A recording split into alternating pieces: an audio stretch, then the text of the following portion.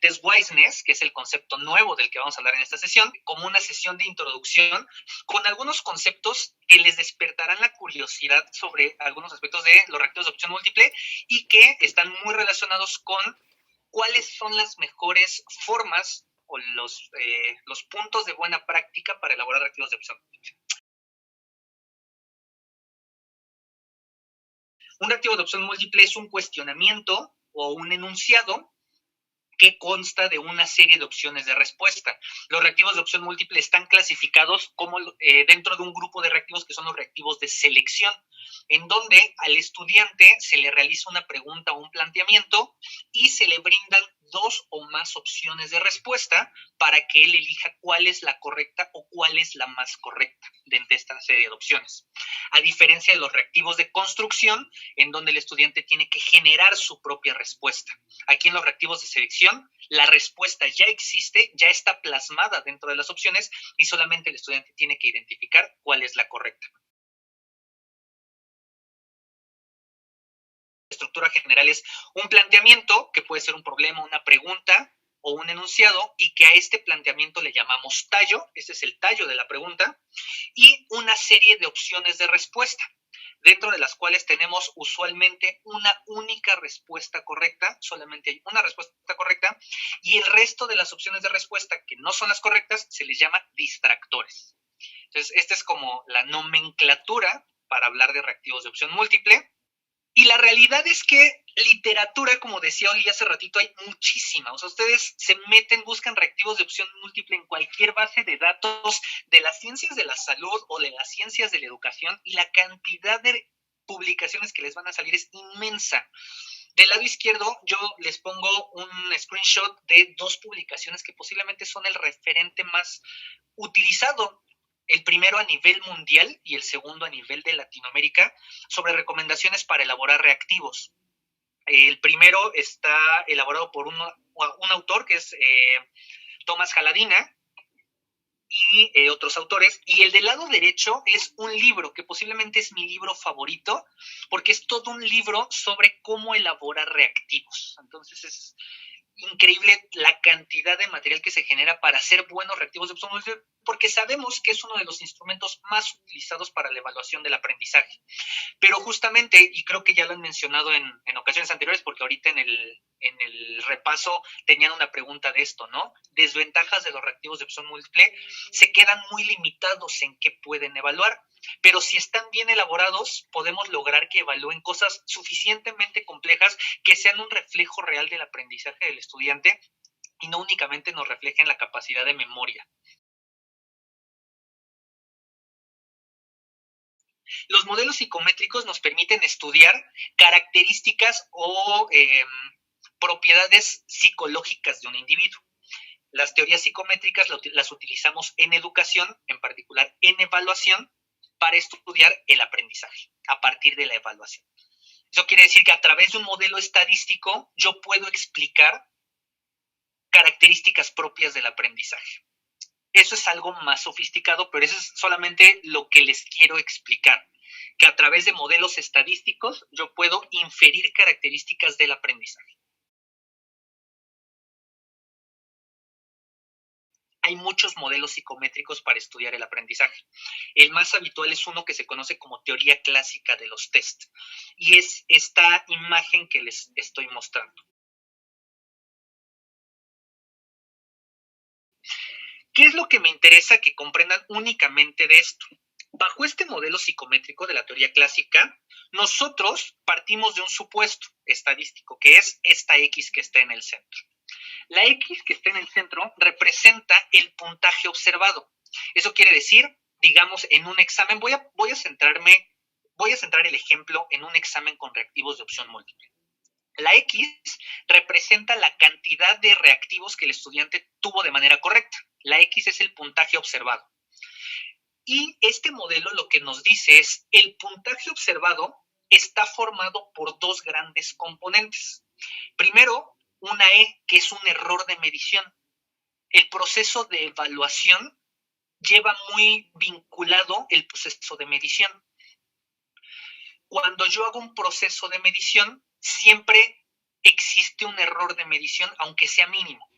¿No? Esto lo sabemos desde la física, donde no puedo medir la posición ni la velocidad de una partícula porque al momento de medir una altero la otra.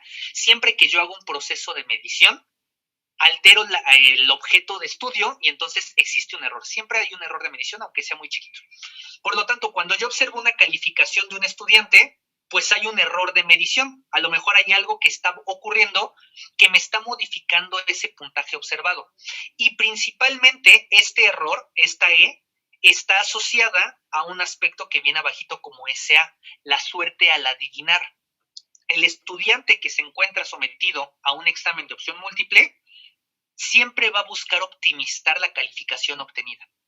Y entonces, si el estudiante sabe que adivinar una pregunta que no sabe tiene cierta probabilidad de tenerla como correcta y que esto aumente su calificación, pues entonces va a intentar adivinar. Y al intentar adivinar existe un factor que le podríamos llamar suerte, en donde al momento de adivinar yo le puedo atinar, ¿no? Hay estudiantes que dicen, no, le atiné a un buen aunque no me la sabía. Pues ese factor de suerte no lo podemos medir, no es algo tangible o propio del estudiante, pero aún existe y tan existe que puede modificar la calificación observada del estudiante. Esos errores sistemáticos no los podemos controlar, siempre van a estar presentes. Me voy a centrar en lo del otro lado, que es donde sí podemos trabajar.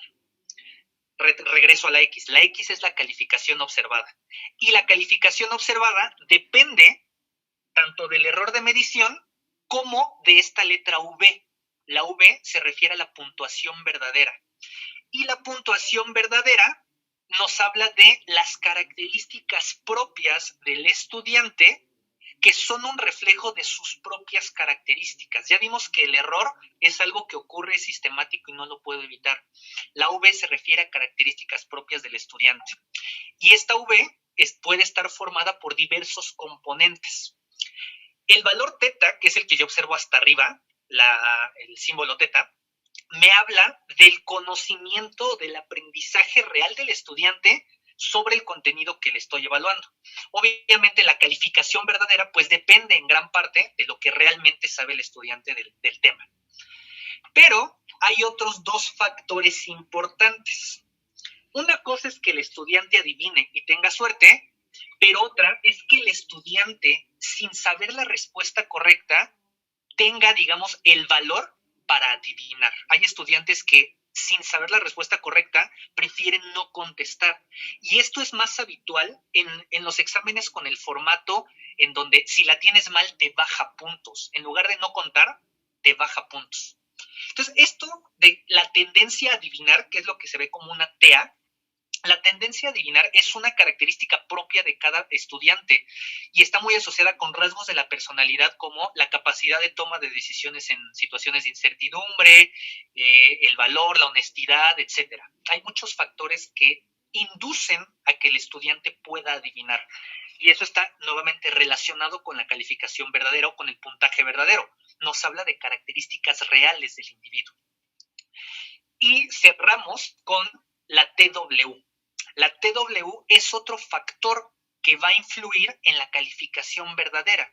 Y esta TW es el test Wiseness. Antes de definir el test Wiseness, quiero ver si queda claro la idea general de cómo está conformada la calificación que yo observo en un examen. Tengo un componente que es un error y que no puedo eliminar, y tengo componentes que sí me hablan de la realidad del individuo que estoy evaluando. El valor teta, que me habla de su aprendizaje sobre el tema, la tendencia a adivinar, que me habla sobre características propias de su personalidad, y el test Wiseness, que es lo que vamos a definir. Test Wiseness es una capacidad, y yo les digo Test Wiseness porque la verdad es que no he encontrado una definición propiamente en español. Entonces, el test Wiseness se refiere a esta capacidad que tiene un individuo, como dice la definición, para utilizar las características y el formato de una pregunta para optimizar el puntaje obtenido. Ya vimos que siempre en un examen, independientemente de que quiero evaluar mi aprendizaje y saber cuánto aprendí, saber qué áreas me fallan y en qué puedo mejorar, uno de los objetivos en general de un examen siempre es obtener un puntaje alto. No, porque eso sabemos que a nivel educativo va a tener consecuencias, a nivel social va a tener consecuencias, independientemente de todo el objetivo educativo, que es lo más importante, el obtener una calificación alta, aunque no queramos, sabemos que el estudiante es algo que va a buscar, maximizar su calificación.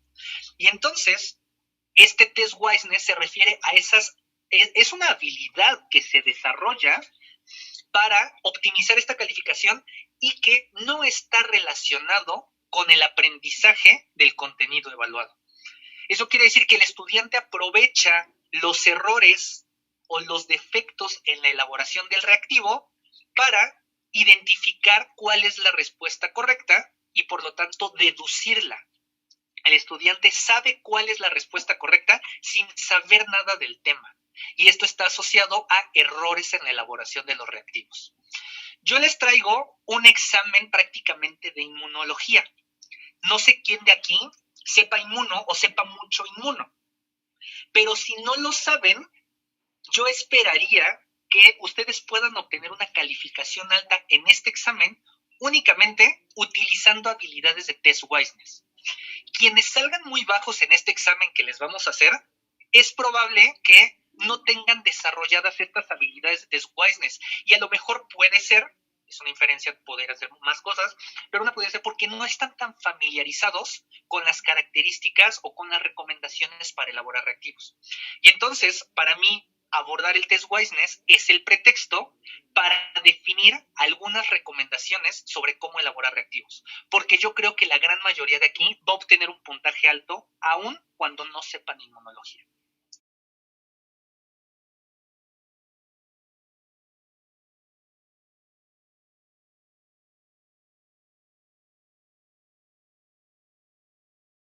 Esta es la primera pregunta. La pregunta dice, el proceso de fagocitosis, ese es el tallo. El proceso de fagocitosis, opción A, implica la internalización de partículas mayores a 0.5 micras. Opción B, es parte de la inmunidad adaptativa. Opción C, la realizan los linfocitos T.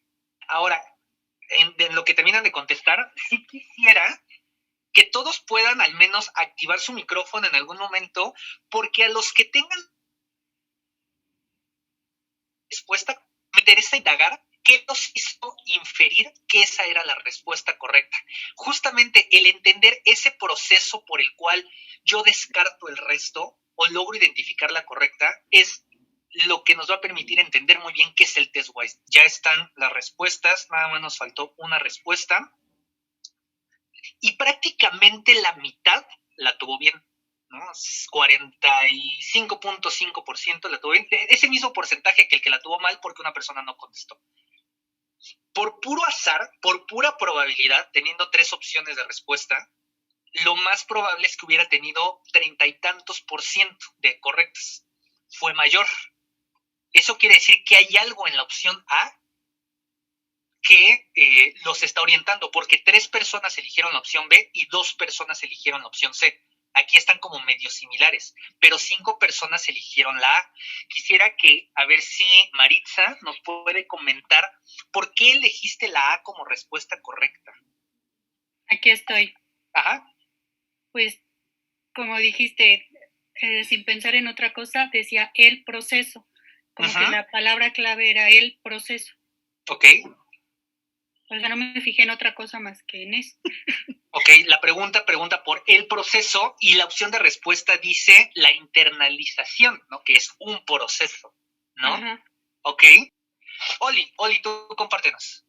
Ok, yo escogí esa pregunta porque por un lado dije, es la respuesta más larga y muchas veces las respuestas más largas son las que pienso que esa es la correcta, ¿no? Eso es por un lado. Y porque le quedaba muy bien, o sea, el proceso de fagostosis consiste en, me gustaba ese verbo que estructuraba bien. Siento que los otros dos no.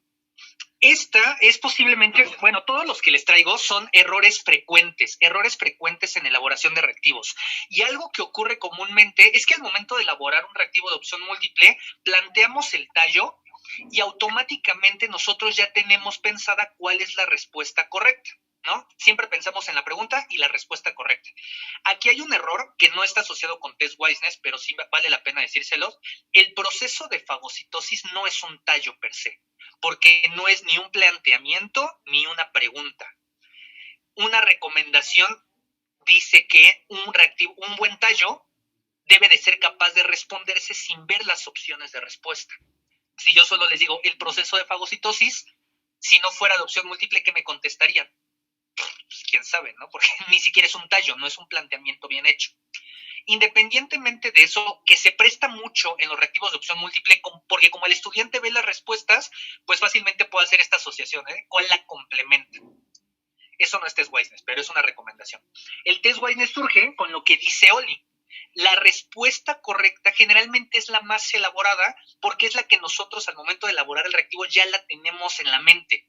Entonces yo ya tengo mi enunciado completo, lo fragmento. El proceso de fagocitosis implica la internalización de partículas mayores a 0.5 micras. El enunciado, como dice Oli, es muy lógico, tiene mucho sentido y tiene relativa complejidad con respecto a las otras opciones de respuesta, que es parte de la inmunidad adaptativa o la realizan los linfocitos T. Ahí como que el elaborador dijo, chin, ¿qué más le pondré? ¿Qué no suena? Y entonces elaborar los distractores usualmente lleva a esto, a que sean muy diferentes gramaticalmente y en cuestiones de sintaxis la respuesta correcta. ¿Qué hace estudiante? Creo que este proceso que nos narró Oli es lo más habitual. La respuesta más larga y la más compleja usualmente es la respuesta correcta. ¿Qué tenemos que hacer? Esforzarnos en elaborar buenos distractores. Distractores que sean muy similares y homogéneos a la respuesta correcta para que realmente funcionen como distractores. O sea, que realmente sea una opción que el estudiante que no sabe la considere como una opción probablemente correcta. La pregunta dice, ¿qué porcentaje de las inmunodeficiencias primarias corresponden a una alteración en las células fagocíticas? Las opciones de respuesta son A, 10%, B, del 20 al 40%, C, 30%, D, del 30 al 50%. El punto aquí importante sería que ustedes están en un examen y el objetivo de esto es obtener el puntaje más alto. Si no saben la respuesta correcta, traten de deducirla a partir de las características del reactivo. Hay 4 opciones de respuesta. Por puro azar, cada una tendría el 25% de probabilidades de ser elegida y tenemos prácticamente un empate, porque quienes eligieron las opciones incorrectas eligieron la misma respuesta a las 5 personas y 5 personas eligieron la correcta. Este comportamiento fue muy interesante porque a diferencia del anterior, en donde los que no sabían se distribuyeron similar entre las opciones de respuesta, aquí los que no sabían eligieron la misma. Los 5 eligieron la misma. Es un examen de inmuno, obviamente sé que posiblemente no sea su área de expertise, pero aquí lo importante no es estar bien o mal, sino entender qué está pasando al momento de contestar la pregunta. Y entonces quisiera que alguien de los que la tuvo mal nos compartiera, no sé si Amalia o Kika están por ahí, y que alguna nos pueda comentar por qué eligieron la opción C. La mera verdad. Ajá. Pues porque fue lo primero que se me ocurrió. En realidad en los exámenes de opción múltiple soy como, me ponen bastante tensa y yo lo leí y estaba buscando como algo que me dijera qué era y alguna pista mal hecha y algo así y dije al final esta, literal así, o sea, no lo pensé. Ok, yo tengo una hipótesis de por qué eligieron esa, pero no sé si Amalia, Norma, Oli tengan, ¿por qué eligieron la C?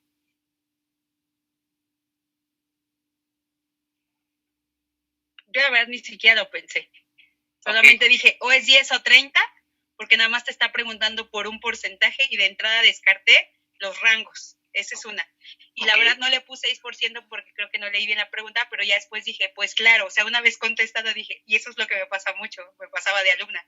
Claro, era la otra. Y dije, pues sí, porque no son tan representativas, creo. Entonces dije, pues, Ya vimos una estrategia de test Wiseness. Me están preguntando por un valor y hay 2 que son rangos. Por lo tanto, los descarto. Eso es test Wiseness, totalmente. Va, entonces, muy bien, esa estrategia te llevó a quedarte con 2 opciones. Dense cuenta cómo funciona esto. Una pregunta con 4 opciones de respuesta, en donde por puro azar el estudiante tiene el 25% de probabilidades de acertar sin saber nada, automáticamente por test Wiseness, esta probabilidad aumenta al 50%, porque 2 opciones ya las descartó. Entonces me quedo con 2 opciones, y por puro azar, pues es más probable que la tenga correcta. Claro, y aparte, por ejemplo, en los rangos, una cosa en la que yo me basé es que los rangos se repiten, ¿no? Uno es del 20 al 40 y el otro cae en el mismo grupo, 30, que está dentro de los 20, 30, 40, al 50 y se descartó. Y yo elegí primaria bien, pero porque dije, pues, menos representativo, pues ya me voy por el 10. Pero Gaby utilizó justo la estrategia de test Wiseness que yo quería. Oli utilizó la primera parte, pero en la segunda ya no supo qué hacer, y Gaby sí. Gaby dijo, me quedan 10 y 30, pero 30 forma parte de la opción B, que el rango era del 20 al 40, y forma parte de la opción D, del 30 al 50. Y pensando que el reactivo no tiene más de una respuesta correcta, pues la única que sobra es el 10, porque 10 es la única opción que es excluyente de las otras. Las otras 3, digamos que hasta cierto punto se repiten, ¿no? El 30% forma parte de las 3. Por lo tanto, o hay 3 opciones que son parcialmente correctas, o la que sobra es la única correcta. Creo que Ivy quiere comentar algo. Sí, yo como la anterior la tuve mal, dije, no, ahora sí voy a pensarle. Entonces, sí, no, pues como de inmuno, así de panza, ¿no? y luego ahorita no le esperaba tampoco de ese tema, ¿no? Pero bueno, sí, como que todas las opciones a mí me sonaron a mucho porcentaje, y una sola era poco porcentaje, que era el 10%. Entonces dije, no, pues aparte el nombre es raro, dije, no lo conozco, suena poquito. Dije, pues ese, el del 10.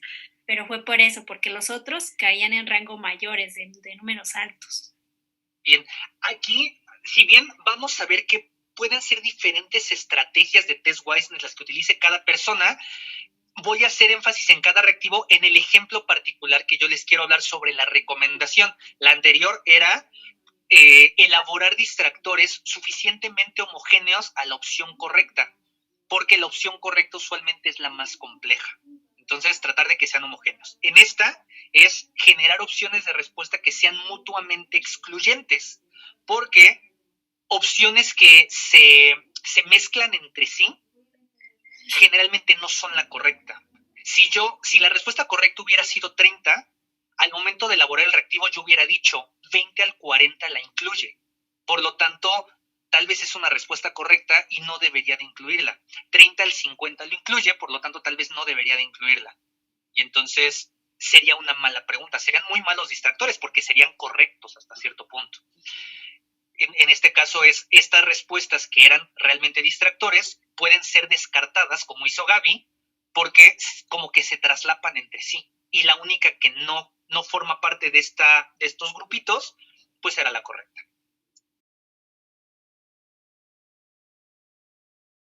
La pregunta, el tallo dice, mujer de 37 años, quien desde hace 4 años fue diagnosticada con artritis reumatoide. Acude a consulta por referir que a pesar del tratamiento con antiinflamatorios no esteroideos, nota un empeoramiento del cuadro clínico. Si la paciente es candidata al tratamiento con agentes biológicos, la recomendación sería iniciar la administración de, y vienen las opciones de respuesta, A, consulta para valoración del reumatólogo, B, iniciar omalizumab, C, infliximab. Las opciones incorrectas las eligieron la misma, 4 eligieron una opción, 2 eligieron otra opción, pero la respuesta correcta le eligieron 5, que fue la mayoría. No sé si Jorge nos puedas compartir, o Vanessa, ¿por qué eligieron la C como correcta? Porque me sonaba a mí a nombre de medicamento y decía, la pregunta se inicia con la administración de, pues pensé que era un nombre de medicamento. Bien, había otra que traía un nombre de medicamento también, el omalizumab. Cuéntanos, Jorge, ¿tú qué pensaste? Prácticamente lo mismo que Vanessa, sin embargo, ¿por qué no elegí la opción C? La opción B, perdón, fue porque decía la pregunta al final, administrar, y no me cuadraba el verbo de iniciar. Claro, gramaticalmente había una incongruencia total, ¿no? El enunciado terminaba con iniciar la administración de, y la opción de respuesta B decía iniciar omalizumab. Si yo leyera la pregunta de corrido, diría, la recomendación sería iniciar la administración de iniciar omalizumab, cosa que gramaticalmente ya no tiene sentido. Eso también pasa. Tenemos muy clara la respuesta correcta. Yo sé que es infliximab, porque gramaticalmente cuadra muy bien. Obviamente la opción A de iniciar la administración de consulta con el reumatólogo, pues eso gramaticalmente no tiene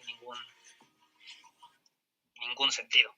Entonces, al momento de elaborar los distractores, a veces como que nos olvidamos de cómo iba la redacción del tallo y planteamos opciones que nos parecen correctas, pero que ya, si yo lo vuelvo a leer de corrido, ya no tienen sentido. Entonces, siempre fíjense en la congruencia gramatical del tallo con las opciones de respuesta. Eso es también un error muy frecuente.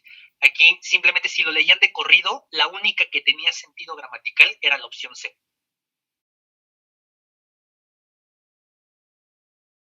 Pregunta, ¿cuál de las siguientes proteínas se usa como marcador clínico para un paciente con sospecha de una enfermedad inflamatoria? A, hemoglobina, B, albúmina, C, proteína C reactiva. Ok, no sé si Dolores nos puede compartir por qué eligió la opción C. Pues porque decían la misma respuesta, que era una proteína. Ajá. La C reactiva, pues no hay de otra. La pregunta decía, ¿cuál de las siguientes proteínas? E independientemente de que las otras dos también son proteínas, la respuesta correcta les daba una pista. Y a veces no nos damos cuenta de esto, ¿no? ¿Cuál de los siguientes materiales? Y hay cosas que no son materiales, ¿no? O justamente esta asociación que hacen, por si me están preguntando por esto y una de las opciones de respuesta tiene algo muy similar, seguramente esa es la correcta. Entonces aquí por eso la pista era proteína, ¿no? Porque la proteína C reactiva es un marcador, pero pues la pregunta dice ¿cuál proteína? Y a quien no sabe nada, pues dice proteína, por lo tanto la voy a elegir, porque inclusive quién sabe ni siquiera si las otras dos son proteínas, ¿no? Sí, y la hemoglobina la descarté pues porque pues está en los eritrocitos y los eritrocitos no sirven para las enfermedades inmunológicas, son los linfocitos. Entonces, por eso. Eso que hizo Dolores, esa segunda inferencia que hizo Dolores es otra cosa que no es test Wiseness. Se llama, tampoco conozco un término en español tal cual para esto, pero se llama educated guessing, como adivinación educada, que es una forma de descartar opciones, pero que sí dependen de un conocimiento parcial.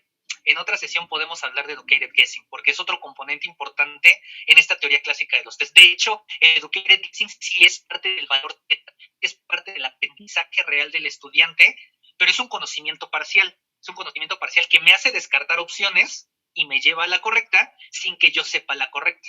Pero ahí sí hay aprendizaje, sí sé algo, ¿no? El hecho de que Dolores sepa que la hemoglobina esté en un eritrocito y que eso no necesariamente es inflamación, es conocimiento parcial. Entonces, sí sabe algo del tema, pero no es test Wiseness. Eso es otro componente que también participa como lo estamos viendo ahorita. ¿Y el educated guessing, Marvin, también puede servir para la respuesta correcta? Sí, claro. Creo que eso fue lo que yo hice, porque dije, estoy seguro que lo de las proteínas reactivas en alguna vez en mi vida vimos que estaban asociadas a los marcadores para poder identificar esto. O sea, sí puede aplicarse para incorrecto y para correcto, para descartar claro. Y para... Sí, okay. Son pistas que te permiten identificar la correcta o descartar las incorrectas, pero aquí sí con algo de conocimiento, con un conocimiento parcial. Ok. La pregunta es, ¿qué enfermedad se asocia con una alteración genética que resulta en un defecto en la síntesis de receptores para citocinas? Una enfermedad que se asocia con una alteración genética y es un defecto en la síntesis de receptores para citocinas. Opción A, no les puedo ver aquí. Opción A es hipertensión, opción B es diabetes, opción C, inmunodeficiencia combinada grave. Erika, compártenos, ¿por qué elegiste la C? Elegí la C porque sonaba más coherente, porque las otras dos las conocía y jamás había oído nada relacionado con lo que se preguntaba y dije, como que estas dos no, me suena que no, y esta está rara, nunca la he oído. Sí, seguro es de inmunología. Ok, aquí les va a parecer que todos la tuvieron mal, eso asumo que es mi error, porque seguramente al configurarla no puse que esta era la correcta, eso es un error mío, pero prácticamente todos eligieron la C y todos la tienen bien, porque si la correcta es la C. Yo también dije, conozco diabetes, hipertensión, no sé nada de inmunodeficiencia combinada grave, pero sé que las otras no se relacionan para nada con las citocinas. Bueno, que yo conociera parcialmente, o sea, no. Sí, sí. Recomendación aquí, los distractores tienen que ser opciones plausibles, algo que el estudiante realmente se la crea. Hipertensión y diabetes eran cosas tan generales, y aparte ustedes sabían que es un examen de inmuno, yo les dije vamos a hacer un examen de inmuno. Si yo en un examen de inmuno una opción de respuesta dice inmunodeficiencia, esa es una de las recomendaciones que ya vimos, dar pistas en la opción de respuesta, ¿no? Y la segunda, que diabetes e hipertensión eran cosas tan generales que parecían tan absurdas que seguramente, aunque no supieran cuál era la correcta, dijeron, pues estas dos no son. Entonces, generar opciones de respuesta que sean plausibles. Pregunta, ¿qué citocina es necesaria para la maduración de linfocitos T en el timo? Opción A, IL-2, opción B, IL-4, opción C, IL-7, opción D, IL-11. Citocina necesaria para la maduración de linfocitos T en el timo. A, interleucina 2, B, interleucina 4, C, interleucina 7, D, interleucina 11. Ivy, ¿estás por ahí? Para que nos cuentes por qué elegiste la opción D. ¿Sí me escuchan? Sí. Bueno, yo escogí la D porque no sé la respuesta. Ajá. Pero dije, pues es que casi nunca puso en las respuestas la D y dije, pues a lo mejor ahora. Wow, entonces sí me salió. Ok. Vamos a ver. Gaby, tú cuéntanos por qué elegiste la C. La verdad también no lo sabía y así yo sí lo hice literal al azar. Dije, pues esta, ya, C. Ok, fue aleatorio. Jorge, ¿por qué elegiste C? La estrategia que nos dijo Ivy es justamente la que yo quería denotar aquí. La posición de la respuesta correcta. Mi intención, la correcta como pueden ver es la C. Mi intención era, y justamente esta pregunta creo que sí, nadie iba a tener idea de cuál era la correcta. Y cuando no sabes cuál es la correcta, no salió tanto en este experimento, pero usualmente hay una tendencia, uno, del elaborador, de poner la respuesta correcta en medio. Cuando tengo 4 opciones de respuesta, esto es súper cierto, ese mito de si no te la sabes, elige C, y lo más probable es que la aciertes, es totalmente cierto, porque el elaborador tiene una tendencia de poner la respuesta correcta en medio. Entonces, si tengo 3 opciones de respuesta, es probable que sea la de en medio. Si tengo 4, es probable, por puro azar, es más probable que sea la de en medio, por una tendencia del elaborador a ponerla en medio. A menos que el sistema de evaluación las aleatorice, ahí se pierde esto. Pero si están impresas, por ejemplo, o no se revuelven, créanme que hay una tendencia de ponerla en medio. Y si el estudiante conoce esta tendencia, si no tiene ni idea, tiende a elegir las opciones que están en medio. El proceso que hizo Ivy está relacionado con este proceso de la posición, pero algo que también es muy habitual, en donde no la han puesto ya en mucho tiempo, yo creo que ya toca. Y también es algo muy frecuente, pero como ven, ahorita no le salió. Pero también puede ser el elaborador cuando hace el reactivo dice, ya puse muchas Cs, no he puesto As, voy a poner esta en la A. E intencionalmente la mueve, ¿no? Después de una tendencia de hacerlo. Entonces, la posición también es algo que el estudiante, si no está aleatorizado el sistema, el estudiante que no sabe, está muy atento a cuál es el patrón de opciones de respuesta. Y está muy pendiente a que si hay una tendencia a poner más Cs, pondrá más Cs. Pero si ya de repente como que le faltó una, se va a ir por una que casi no haya sido la correcta. Entonces, la recomendación es tratar de distribuir de manera homogénea la posición de la respuesta correcta. Y esto muchas veces se logra siguiendo otra recomendación que no está asociada con test Wiseness, que es poner las opciones de respuesta en orden alfabético o en orden jerárquico, porque muchas veces tenemos, no sé, grado 1, grado 2, grado 3, grado 4. Entonces, siempre ponerlas en orden jerárquico o en orden alfabético, las opciones de respuesta. Y esto hace que este factor de ponerle en medio se minimice.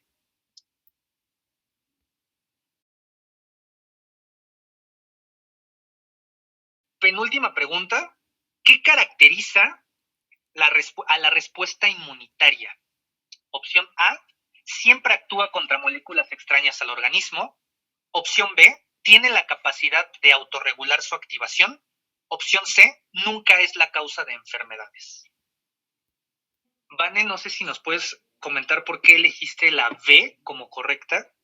Pues no sé nada y me pareció que, pues esa, escogí esa por azar nada más. Ok, solamente azar. Ok. Sí. Norma. Pues también por azar no sabía cuál era y dije, bueno, esta. Totalmente azar. Oli. Estás muteada. Se veía bonito, como decía, qué caracteriza, y como que el primer verbo me parecía bastante como por cuerdo. Congruencia gramatical. Ok, aquí hay una pista, tal vez no lo ubicaron, pero hay descriptores absolutos que en ciencias de la salud es muy difícil que algo sea siempre y nunca. Decía mi maestra de cardiología, siempre y nunca son palabras de amor, no de medicina. Porque en ciencias de la salud, el asegurar que algo siempre va a ocurrir o nunca va a ocurrir, realmente es una aseveración muy arriesgada. Entonces, la realidad es que poner siempre y nunca usualmente orienta a que el profesor quiere decir siempre ocurre, y como algo no ocurre siempre, pues entonces el profesor le puede rebatir, recuerda que en ocasiones, bla, bla, bla, bla, bla, bla, bla. Opciones de respuesta con siempre y nunca generalmente no son las correctas. Entonces la correcta era la que no tenía esto de siempre y nunca. ¿A través de qué vía son procesados los antígenos provenientes del citosol? Opción A, vía endógena. Opción B, vía exógena. Opción C, vía alterna. Ok. Jorge, ¿por qué elegiste la A? Lo escogí por dos razones. Primero, viendo la pregunta que decía que era dentro de, entonces por eso escogí endógena. Y la segunda fue porque me basé en que nunca se había escogido la A para respuesta correcta.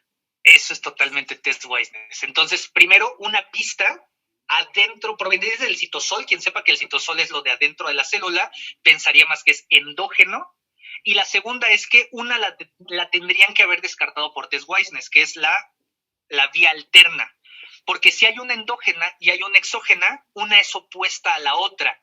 Seguramente cuando tenemos opciones dicotómicas, que una y otra representan el todo, seguramente la correcta es una de estas dos, y lo que pongamos extra generalmente no es la respuesta correcta.